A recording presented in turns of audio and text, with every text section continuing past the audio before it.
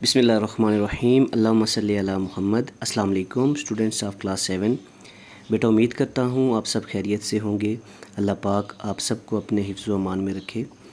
बेटा mathematics based on national curriculum, जो कि नेशनल बुक फाउंडेशन है हमारे पास, क्लास 7 मैथमेटिक्स। आज हम लोग एक्सरसाइज नंबर 12.2 स्टार्ट करेंगे। बेटा 12.2 से पहले कुछ 2 से 3 डेफिनेशंस हैं जो आपके लिए बहुत ज़रूरी हैं, आपने उनको भी समझना है, ठीक है। उसके बाद हम लोग एक्सरसाइज का पहला क्वेश्चन करेंगे। जी तो बेटा सबसे पहले हमारे पास क्या है, mean, median and mod. Mean find करने का तरीका, मीडियन, मॉड का तरीका क्या होता है, ये है क्या चीज़, इसको हम लोग स्टडी करेंगे। बेटा देखें, the 3 common measures of central tendency are mean, median and mode. Central tendency को मेजर करने के लिए 3 तरीक़ाकार हैं, एक मीन है, एक मीडियन है, एक मॉड है, ठीक है। सेंट्रल टेंडेंसी का बेटा मतलब होता है कुछ सेंटर वाली वैल्यू, ठीक है, कोई मिड वाली वैल्यू, ठीक है, जो टॉप वैल्यू होती है हमारे पास। अब देखें, मीन सबसे पहले आता है हमारे पास मीन, अर्थमेटिक मीन भी बोलते हैं इसको। अर्थमेटिक मीन या मीन एक ही बात है। अब बेटा मीन का वैल्यू मतलब होता है जो हमारे पास एवरेज वैल्यू होती है, उसको हम क्या बोलते हैं, मीन बोलते हैं, ठीक है। अब फॉर एग्जांपल ये हमारे पास डाटा दिया हुआ है 70, 62, 55, 94, 79, 86, ठीक है। ये स्कोर है, किसने किया, यानी कि नंबर्स हासिल किए for 6 subjects on grade 7। 6 subjects के नंबर हैं ग्रेड 7 के, तो हमने इसके एवरेज मार्क्स निकालने। तो एवरेज कैसे निकालते हैं बेटा, मीन कैसे फाइंड करते हैं, सम ऑफ स्कोर्स इन सब्जेक्ट्स, तमाम सब्जेक्ट्स जितने स्कोर किए उसने जितने मार्क्स लिए, divided by number of subjects, जितने नंबर ऑफ़ सब्जेक्ट्स होंगे। कैसे, ये टोटल वैल्यूज़ थी, ये 1 2 3 4 5 6 सारी हमने ऊपर लिख दी, इनको प्लस करना है। सम का मतलब होता है प्लस करना, divided by number of subjects का मतलब है 6 सब्जेक्ट्स थे यहाँ, तो इन वैल्यूज़ को सबको टोटल कर देंगे, जमा कर देंगे, ठीक है, प्लस करके, ठीक है, 6 पे डिवाइड कर देंगे। प्लस करेंगे तो हमारे पास 446 आएगा और डिवाइडेड बाय 6 कर देंगे तो हमारे पास आंसर आ जाएगा, ठीक है बेटा।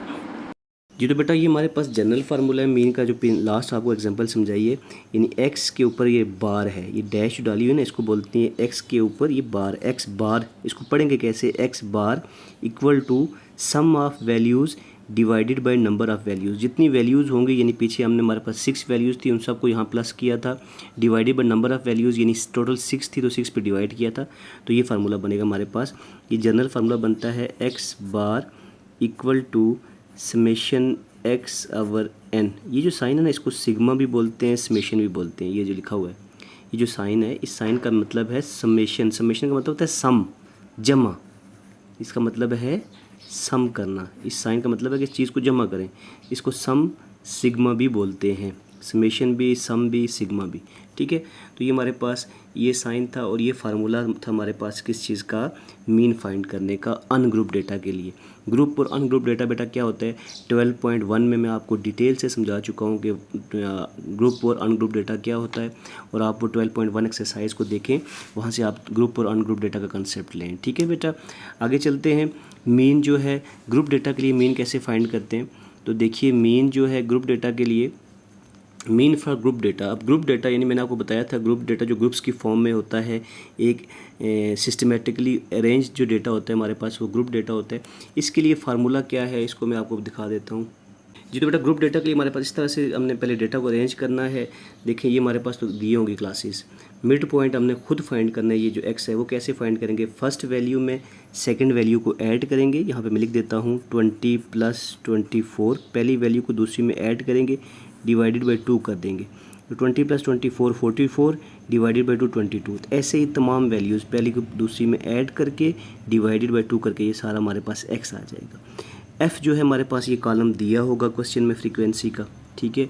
और एफ एक्स का मतलब है एफ़ को एक्स से मल्टीप्लाई करेंगे, ये एफ एक्स का मतलब है एफ़ वाली वैल्यू को एक्स से मल्टीप्लाई, यहाँ एफ 22 × 22 ये 48 × 27 ये, फिर 32 × 60 ये, 37 × 36 ये पूरा सारा, और आखिर में जो है ये इस पूरी वैल्यू को जमा करेंगे तो उसको लिखा हमने sum equal to sigma f या समेशन एफ़ इक्वल टू 198। इन तमाम वैल्यूज़ को जमा किया, यहाँ पे भी इन तमाम वैल्यूज़ को जमा किया था, समेशन एफ एक्स आ गया, ये एफ एक्स वाली वैल्यूज़ को जमा किया। अब यहाँ पे ये फार्मूला है हमारे पास, ये वाला ये फार्मूला है हमारे पास, यानी एक्स के ऊपर bar equal to summation F X over summation F, ये ग्रुप डेटा के लिए फार्मूला है। ठीक है, तो क्वेश्चंस करेंगे, आप लोगों को मज़ीद क्लियर हो जाए। बेटा जी मीन के बाद आगे मीडियन आता है हमारे पास। मीडियन क्या होता है? The median of the data is the value in the middle when the data is arrange in ascending order. पहले डेटा को आपने, कोई भी डेटा जो गिवन है उसको असेंडिंग आर्डर में अरेंज करना है। असेंडिंग आर्डर में अरेंज करने के बाद जो मिडिल वैल्यू होती है, दरमियानी वैल्यू, वो हमारे पास क्या कहलाती है? मीडियन कहलाती है। कैसे? ये the ages of 9 men are given in years, ये 9 आदमियों की उम्रें दी हुई हैं सालों में। एक बंदे की उम्र 45 है, एक की 42 है, इस तरह करते करते लास्ट में एक की 43 है। अब पहले इस डेटा को हमने अरेंज करना है असेंडिंग आर्डर में। सबसे छोटी वैल्यू पहले लिखी, फिर बड़ी करते करते यहाँ तक आ गए। अब देखें ये टोटल कितनी वैल्यूज़ है? 1 2 3 4 5 6 7 8 9 है। 9 है तो 4 यहाँ से छोड़ दी हमने, पहली 4, और ये 4 1 2 3 4 यहाँ से यहाँ तक ये 4 छोड़ दी। दरमियान की जो वैल्यू है ये वाली, ये हमारे पास क्या होगी? Median value. जी तो बेटा मॉड के बारे में स्टडी कर लेते हैं। मॉड क्या होता है? The mode of the data is the value that occurs the most often. यानी कोई भी डेटा हमारे पास दिया हुआ है, फॉर एग्जांपल ये डेटा दिया हुआ है हमारे पास, ये क्या दिया हुआ है? Following are the weights of 5 students of grade 8। Grade 8 के 5 स्टूडेंट्स का वेट दिया हुआ है, find the mode of the data. तो हमने पहले जो है डेटा को राइट इन असेंडिंग और डिसेंडिंग आर्डर, आपकी मर्ज़ी है, पहले असेंडिंग आर्डर में अरेंज कर ले, डिसेंडिंग एक आर्डर में आप अरेंज कर लें। उसके बाद आप देखें जो वैल्यू सबसे ज़्यादा आ रही है, सबसे ज़्यादा आ रही है, ये देखें 3 1 2 3 टाइम्स आ रहा है, 4 2 टाइम्स आ रहा है। तो जो सबसे ज़्यादा वैल्यू आएगी ना, जो सबसे ज़्यादा रिपीट होगी वैल्यू, वो वैल्यू हमारे पास क्या होगी? मॉड होगी। तो यहाँ पे 3 हमारे पास क्या है? मॉड है। ठीक है बेटा, तो आपको उम्मीद करता हूँ मीन, मीडियन और मॉड की समझ आ गई होगी। अब चलते हैं एक्सरसाइज की तरफ और एक्सरसाइज को सॉल्व करते हैं। जी तो बेटा एक्सरसाइज में देखें, पहला क्वेश्चन है 12.2 का, find the mean of the following number. ये पहले क्वेश्चन के 1 2 3 पार्ट्स हैं, इन तीनों का हमने मीन फाइंड करना है। तो इसको मैं सॉल्व करके आपको दिखाता हूँ, तो इंशाल्लाह उम्मीद करता हूँ आपको इस बात की सारी समझ आ जाएगी। तो बेटा क्वेश्चन नंबर 1 देखें, यहाँ पे find the mean of the following number. Mean find करना है, फार्मूला मैं आपको बता चुका हूँ। देखें इसका सॉल्यूशन मैं आपके सामने कर देता हूँ। सबसे पहले सॉल्यूशन लिखेंगे हम लोग, और सॉल्यूशन में सबसे पहले हम लोग मीन का फार्मूला लिखेंगे। Mean equal to sum of values, ठीक है, इन तमाम वैल्यूज़ का सम डिवाइडेड बाय जो टोटल नंबर ऑफ़ वैल्यूज़ हैं, नंबर ऑफ़ वैल्यूज़। ठीक है बेटा, इसको हम यूँ भी लिख सकते हैं, मीन का फार्मूला एक्स के ऊपर डैश डाल के इक्वल टू ये सिग्मा का sign summation x over n. X summation x का मतलब है इन तमाम वैल्यूज़ का सम, डिवाइडेड बाय एन का मतलब है टोटल वैल्यूज़। ठीक है, तो हम लोग इन कोई भी दोनों में से लिख सकते हैं। अब इसको मैं आगे लिखता हूँ मीन, ठीक है, equal to sum of values का मतलब है 5 + 3 + 12 + 8 और +22। ठीक है बेटा, अब उसके बाद divided by number of values कितनी है? 1 2 3 4 5, तो 5 वैल्यूज़ है हमारे पास। इन सब को आपस में ऐड करेंगे बेटा, ऐड करके यहाँ पे लिखते हैं 22 + 8 30, 30 + 12 42, 42 + 3 45, 45 + 5 50। तो ये 50 डिवाइडेड बाय 5 आ जाए। ये 5 और 50 आपस में कैंसिल हो जाएंगे, 5 1 ज़ा 5, 5 10 ज़ा 50। तो हमारे पास मीन की वैल्यू क्या आ जाएगी? x bar equal to 10। ठीक है बेटा, ये हमारे पास आंसर आ गया। पार्ट नंबर 2 देखिए बेटा, इसका सॉल्यूशन करते हैं हम लोग। ठीक है, फिर वही काम हमारे पास, mean equals to sum of values divided by number of values. ठीक है, तो mean equal to sum of values यानी 103 + 105 + 108 + 112 और लास्ट में +122 डिवाइडेड बाय, डिवाइड कर देंगे किससे? नंबर ऑफ़ वैल्यूज़ से। कितनी वैल्यूज़ है? 1 2 3 4 5, 5 से डिवाइड कर देंगे, इक्वल टू इन वैल्यूज़ को प्लस करेंगे बेटा। जी तो बेटा इन वैल्यूज़ को मैं आपके सामने प्लस करता हूँ। सबसे पहले 103, ठीक है, +105 + 108 प्लस 112 प्लस 122। तो इन 1 2 3 4 5 वैल्यूज़ को प्लस किया तो कितना आया हमारे पास 550 आ गया।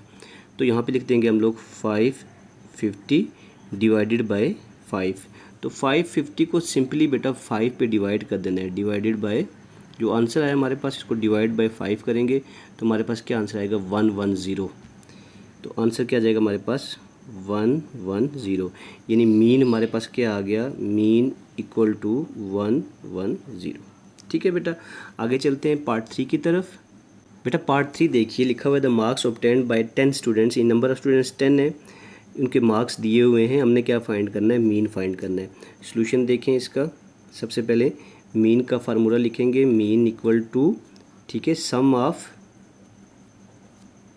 जो मार्क्स दिए हुए हमारे पास ये वैल्यूज़, सम ऑफ मार्क्स लिख लेते हैं यहाँ पे, divided by number of students, जितने स्टूडेंट्स हैं। ठीक है, तो फिर वही फार्मूला हमारे पास, इसमें हम वैल्यूज़ पुट कर देंगे, mean equal to sum of marks, कितने मार्क्स है यहाँ से स्टार्ट होता है 35 प्लस 67, नेक्स्ट 30, फिर 52, फिर 57, 49, 76 प्लस 66, 36 और प्लस 22। 1 2 3 4 5 6 7 8 9 10 मार्क्स आप लोगों ने काउंट कर लेने हैं ताकि बाद में कोई वैल्यू रह ना जाए। ठीक है बेटा, अब ये 10 वैल्यूज़ हैं तो 10 पे डिवाइड कर देंगे। अब पहले इन सब को प्लस करेंगे, फिर हम यहाँ लिख लेंगे मीन इक्वल टू, इन सब को पहले प्लस कर लेते हैं बेटा। ठीक है, पहले इन सब को प्लस करते हैं यहाँ पे। तो सबसे पहले हमारे पास क्या चीज़ है, यहाँ से शुरू करते हैं 52 तक। पहले 35 प्लस 67 प्लस 30 प्लस 52। ठीक है, उसके बाद 52 के आगे चलते हैं, प्लस 57 प्लस 49 प्लस 76 प्लस 66, फिर 36 और लास्ट में 22। तो हमारे पास टोटल आंसर क्या आया 490। तो 490 हम यहाँ पे लिख लेते हैं इक्वल टू 490 डिवाइडेड बाय 10। तो ये 10 पे डिवाइड करना बड़ा आसान है, 0 0 से कैंसिल हो जाएगा, तो हमारे पास मीन का जो आंसर आ जाएगा इक्वल टू 49 आ जाएगा। ठीक है बेटा, तो यहाँ पे हमारे पास क्वेश्चन नंबर 1 के तीनों पार्ट्स ख़त्म हो गए हैं। इंशाल्लाह बेटा क्वेश्चन नंबर 2 हम लोग नेक्स्ट वीडियो लेक्चर में करेंगे। दुआओं में याद रखिएगा, अपना ढेर सारा ख्याल रखिएगा। अल्लाह हाफिज़।